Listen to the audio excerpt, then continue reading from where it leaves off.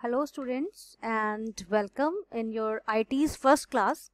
तो आज से हम लोग एम्प्लॉयबिलिटी स्किल के यूनिट 1 कम्युनिकेशन का सेशन 1 कवर करने जा रहे हैं, जो कि है knowledge of various method of communication. ठीक, कम्युनिकेशन जैसे कि इसके नाम से ही पता है आप लोगों को, कम्युनिकेशन माने बातचीत करना। देख रहे हो ना ये बॉक्सेस, हम कुछ बोल रहे हैं या क्या। और जैसे कि आप लोगों की क्लास में आप लोग अक्सर कम्युनिकेट करते रहते हो, एक दूसरे से बातें करते रहते हो, तो ये हमारा आज का टॉपिक है बात करना। ठीक है, यानी कि कम्युनिकेशन। जैसे कि आप देख पा रहे हो कि जो ये मैंने पिक्स लिए हैं, इसमें सब एक दूसरे से क्या कर रहे हैं, कम्युनिकेट कर रहे हैं। तो सबसे पहले अगर हम कम्युनिकेशन की बात करें तो एक सिंपल लैंग्वेज में क्या है कि कम्युनिकेशन मतलब होता है कि अपनी बात किसी दूसरे को कहना। ठीक, अब वो बात हम कैसे कहेंगे, वो हमारी एक डिफरेंट मेथड है जो कि मैं आगे डिस्कस करूंगी।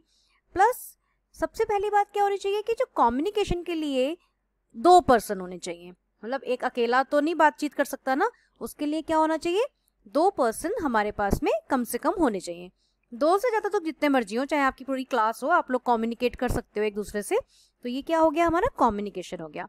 अब ये ज़रूरी क्यों होता है, क्योंकि आप अगर कहीं बिजनेस करोगे या कहीं जॉब करोगे तो सबसे ज़्यादा मेन क्या चीज़ होगी, आपकी स्किल, कम्युनिकेशन स्किल सबसे ज़्यादा मेन होगी। तो इसलिए आज हम वही पढ़ने जा रहे हैं। ठीक, जैसे ये लिखा है, communication is not just an art and science of expression but is much deeper than that. कि कम्युनिकेशन खाली एक आर्ट नहीं है या एक्सप्रेशन की साइंस नहीं है, ये बहुत ज़्यादा गहरी है, उससे भी ज़्यादा है ना। It is a way that links 2 parties to each other. अब अगर मान लीजिए कि मैं और कोई एक और बैठा हुआ है और हमें 2 लोगों को कैसे लिंक करेगा, वो कम्युनिकेशन के थ्रू ही तो ना। अगर हम एक दूसरे की लैंग्वेज समझ सकेंगे तो, या अगर मान लीजिए मैं हूँ, मेरे को हिंदी या इंग्लिश आती है और मेरे पास कोई चाइनीज़ पर्सन आकर बैठ जाए जो चाइनीज़ लैंग्वेज जानता है, तो मेरा और उसका इंटरेक्शन तो नहीं हो सकता, क्योंकि हमें एक दूसरे की लैंग्वेज ही नहीं आती, तो हम कम्युनिकेट नहीं कर सकते हैं। तो क्या है कि ये 2 पार्टीज को या 2 पर्सन्स को आपस में लिंक करता है। ठीक, it is a foundation of every business and management process. अब जैसे कि आप ही लोग सोचोगे कि भाई पढ़ तो हम आईटी रहे हैं, लेकिन आईटी के अंदर हम लोग क्या सिखा रही हैं मैम, हमें कम्युनिकेशन।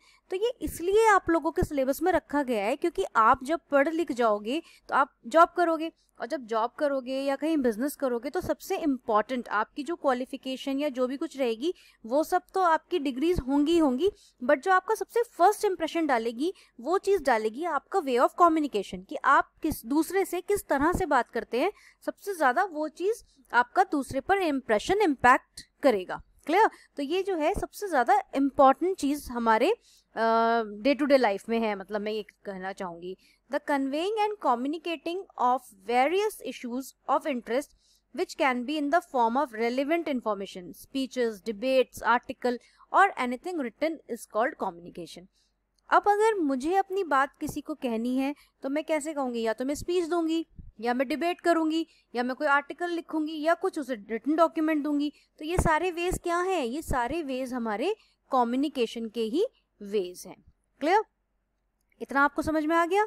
अब हमारा जो नेक्स्ट टॉपिक है वो है मेथड्स, कि हमारे कम्युनिकेशन के क्या क्या मेथड्स हैं। चलिए उन्हें भी देख लेते हैं फिर हम। तो हमारी कम्युनिकेशन कितनी टाइप की हो सकती है, आपकी बुक में वो 3 टाइप्स की दी हुई है, बट आज हम इसमें 5 टाइप्स की पढ़ लेंगे। ठीक है, क्योंकि 2 बच रहे हैं, उन्हें भी क्यों छोड़े। तो जैसे पहली है हमारी वर्बल कम्युनिकेशन। वर्बल कम्युनिकेशन क्या हुई, जो हम स्पीक करके बोलते हैं, स्पीक करते हैं, जो स्पीकिंग हम करते हैं, वो हमारी वर्बल कम्युनिकेशन कहलाई जाती है। जैसे verbal communication occurs when we engage in speaking with others. जैसे मैं आपसे बोल रही हूँ तो ये क्या है, हमारी वर्बल कम्युनिकेशन हो गई। नॉन वर्बल कम्युनिकेशन क्या होती है, what we do while we speak often says more than the actual words। मतलब कई बारी हम कुछ ऐसे एक्शंस करते हैं जो कि हमारे बोलने से भी ज़्यादा पता चलता है वो लोगों को, तो वो क्या है हमारा, वो है हमारा नॉन वर्बल कम्युनिकेशन। जैसे ये देखिए, अब वर्बल कम्युनिकेशन के अंदर आपको दिख रहा है कि एक पर्सन दूसरे पर्सन से कुछ कह रहा है और सेकंड पर्सन जो है वो सुन रहा है उसकी बातें को, है ना। ये क्या हो गया, वर्बल कम्युनिकेशन हो गया। और नॉन वर्बल में क्या है, खाली वो हैंड शेक कर रहा है, इट मीन्स वो अपना जेस्चर दिखा रहा है। ठीक है, तो ये क्या हो गया, हमारा नॉन वर्बल कम्युनिकेशन हो गया। या जैसे सपोज करिए कि आप लोगों का एग्जाम है और आप एग्जामिनेशन हॉल में बैठे हैं और मैं आती हूँ लेकिन मैं सबसे बोलती नहीं हूँ, खाली मैं एक थंब दिखा देती हूँ अप साइड में, तो उसका मतलब आप क्या समझोगे? उसका मतलब क्या है कि मैं ऑल द बेस्ट बोल रही हूँ आप लोगों को, है ना। तो ये क्या हो गया, एक तरह से नॉन वर्बल हो गया और आप सब समझ जाओगे, ठीक। तो ये क्या हो गया, हमारा नॉन वर्बल कम्युनिकेशन हो गया। क्लियर। नेक्स्ट जो हमारा था रिटन कम्युनिकेशन। रिटन कम्युनिकेशन का मतलब क्या होता है कि हमें कुछ भी चीज़ लिख कर देनी, जैसे मैं कुछ मेल कर दूं, या मैं कोई मेमो डिज़ाइन कर दूं, या कोई रिपोर्ट लिखूं, या फेसबुक पे पोस्ट कर दूं, ट्वीट कर दूं, या कोई कॉन्ट्रैक्ट दिखा दूं, तो ये हमारा सब रिटन कम्युनिकेशन हो गया। जैसे मैंने ये आपको लिख भी रखा है तो एक तरह से ये रिटन कम्युनिकेशन है जो कि आप अपनी कॉपी में नोट कर सकते हो, ठीक। अगला एक नेक्स्ट है लिसनिंग, सुनना, ये भी हमारे कम्युनिकेशन में आता है। विजुअल कम्युनिकेशन, देख कर कोई चीज़ हमें पता चले तो, है ना। जैसे हम मान लीजिए हम रोड पर जा रहे हैं और रोड पर एकदम से रेड लाइट हमें दिख जाती है, तो हमें दिख गया अच्छा रेड लाइट है तो हमें रुकना है ना, हम रुक जाएंगे, तो वो क्या है, विजुअल कम्युनिकेशन है। अब वो जो वो पोल है वो आपको कह तो ना रहे चीख चीख के रुक जाओ रेड लाइट है, वो तो सिर्फ रेड लाइट दिखी और आप समझ गए कि आपको रुकना है, तो ये हमारा विजुअल कम्युनिकेशन कहलाता है। क्लियर। अब हम वर्बल कम्युनिकेशन में थोड़ा सा डिटेल में पढ़ते हैं कि broadly communication can be classified into 2 types, यानी कि जो कम्युनिकेशन है वो 2 तरह की हो सकती है। कैसी?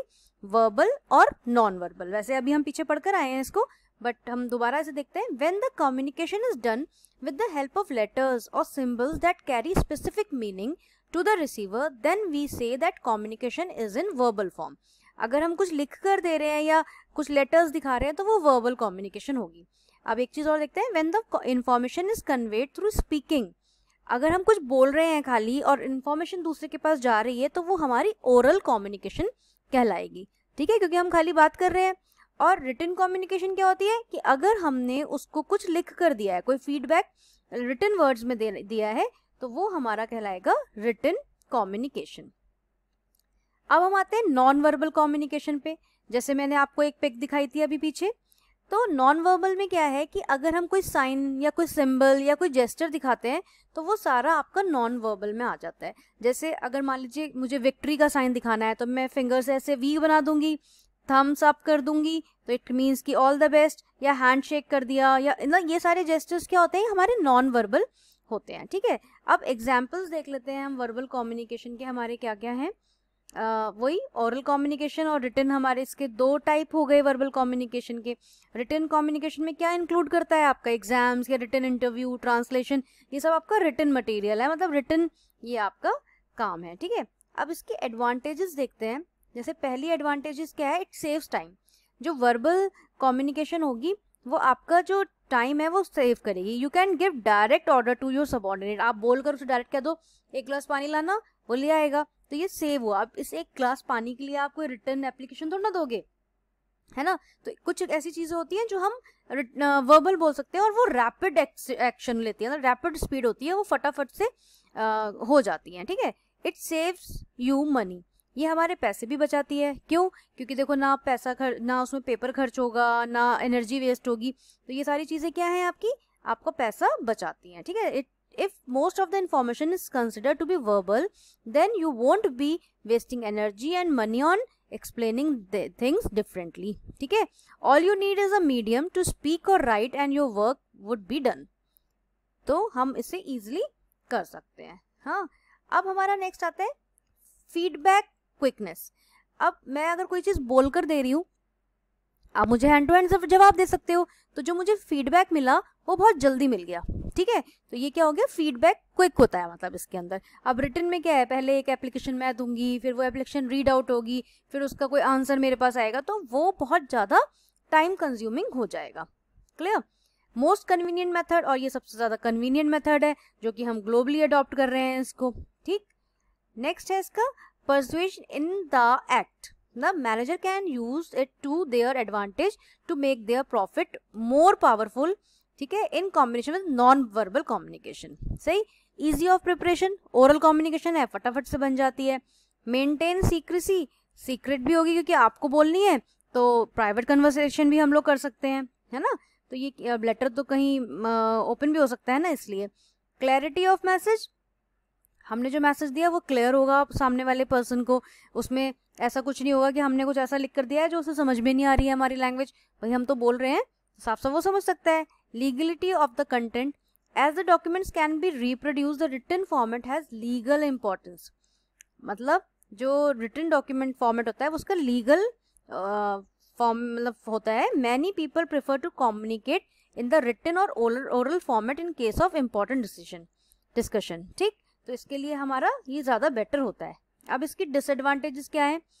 Chances of distortion of meaning, मतलब कि कम्युनिकेशन बैरियर की वजह से कि अगर वो सामने वाला हमारा मैसेज नहीं समझ पाए तो गड़बड़ हो सकती है। Not convenient for long messages, अगर कोई लंबी बात आपको कहनी है तो भी इसके अंदर फिर दिक्कत हो जाएगी। इररिलेवेंट इन्फॉर्मेशन, मतलब कोई सही इन्फॉर्मेशन नहीं गई या कुछ वर्ड्स उसमें से मतलब हमने बोले नहीं पूरे या उसने सुने नहीं, उसको सुनने की कोई प्रॉब्लम रही, तो इन सब चीज़ों में भी होती है। क्रिएट मिसअंडरस्टैंडिंग, फिर मिसअंडरस्टैंडिंग भी क्रिएट हो सकती है।